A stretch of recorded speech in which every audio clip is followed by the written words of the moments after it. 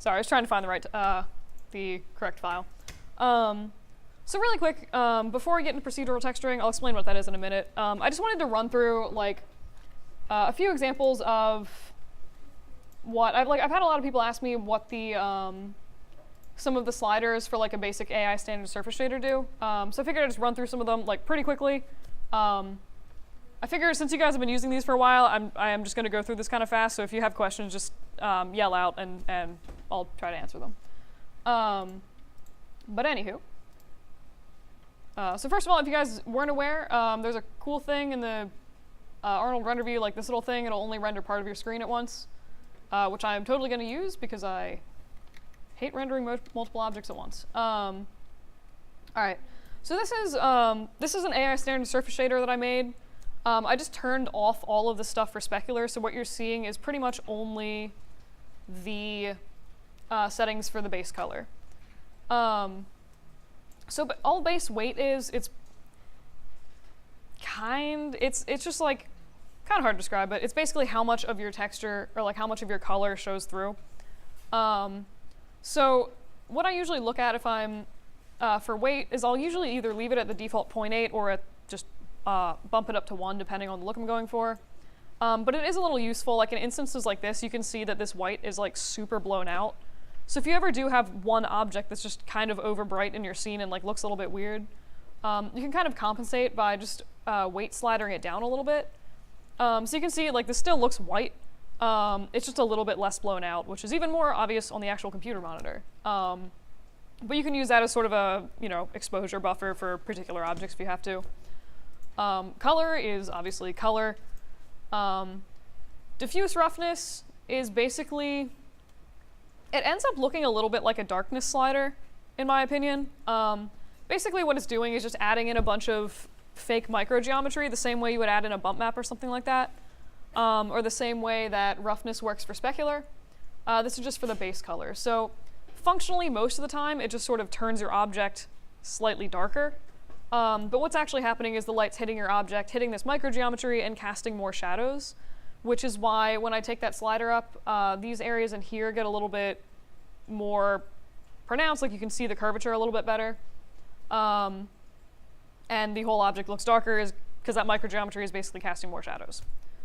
Metalness is pretty much just saying make this ball super shiny and reflective. And metalness obviously kind of makes it look metallic, but you'll notice that it uses the color, whatever your base color is, it like adds that into the reflection color. So the effect in this case, if I have a blue ball that's super metal, is a blue reflective surface. So compare that to this shader ball. So the shader ball off to this side is basically just, I turned off all of the stuff for the base weight, so all you're seeing right here is specular. And you can see right now, so if I set roughness to 0, it's pretty much like the reflection quality is pretty much the same as the metal in terms of sharpness and all that stuff. The difference, as you can see here, is that even if I set this base color to be blue, this is not taking into account that blue color. So even if I like turn the weight of oh, that's a bad example, but basically like the metalness slider is going to take your color and, turn your reflection whatever that color is. The specular is just the reflection. If you feel so inclined, you can tint the color of that to be, really trippy, strange things. Usually, in my experience, the only time that you want to actually change the color of this is to create something like a metal color. So oftentimes metal will have, if you're doing gold, it's like a yellowish metal, so you're going to have a yellow specular color. Most of the time with metals, the specular color is going to be something similar to the base color of the metal itself. But yeah, that's basically just tints the color of the specular. Weight is how strong the highlights are. I kind of think of it as a transparency slider for specular highlights. We're going to set this back to white because it's hideous. And then index of refraction. So most of the time, I've been using this a lot for transmission to sort of change how the reflections work. If you're using it for specular, it's basically just tweaking like the Fresnel index. I can't say that to save my life, but it's basically changing. So you'll notice if you set it down really low, there's highlights along the very edge of the object, but much fewer in the middle. This is like pretty much a direct reflection of like the giant light shining on it.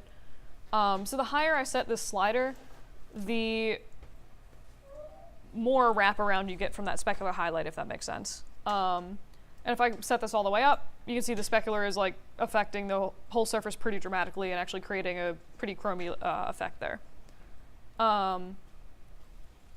So that's pretty much that. And then anisotropy, I can never get to work right. But basically what anisotropy is if you've ever seen metals like, wait for it. I can never remember what this is called and it drives me nuts, so I've been looking up this texture in like every single class. So if you've ever seen a metal like this, where it has like that really sort of aggressive like line of a highlight in it, that's anisotropy. So I think it's a little bit more obvious, I think, if I turn roughness up. So here's a little bit of roughness with no anisotropy, and if I set anisotropy to 1, you'll notice that the highlight really sort of sharpens down and like clamps down and becomes really aggressive. So you can use this to create a bunch of different effects like brushed metal, stuff like that. And then rotation is going to change the direction of that rotation. So you can do some really like very strange effects with this. I always think playing with this, if you've ever seen those like Christmas ornaments that are basically just like balls wrapped in string, totally reminds me of this for some reason. But that's basically what that is. And you can like obviously map all of these values. So you'll notice like to create the effect up here that they have with that sort of radial anisotropy happening, this is their map for anisotropy angle. It works a little bit like a normal map, which I'll go into, I guess, later. Yeah, so again, you can map all these things, get some really weird effects. And then transmission, we've gone over this before, so I'm not going to spend a whole lot of time on this. Only thing I'm going to really touch on is, so depth, sometimes it'll get you a little bit more shadows in the areas. Basically, it's telling the computer to pass light deeper into your object. So if it passes all the way through your object, it's going to cast a shadow underneath it. And sometimes in little areas like this down here, it'll make a little bit more interesting shadow detail. I tried this, and this is apparently just like a bad setup to have that show up really well, but yeah. And then extra roughness, it's basically just another roughness slider. It creates a very slightly different effect than roughness for specular, which like might be interesting to play with, but those are pretty much most of what I play with down there. So yeah, any questions on any of that? All right, so that's pretty much that. All right, so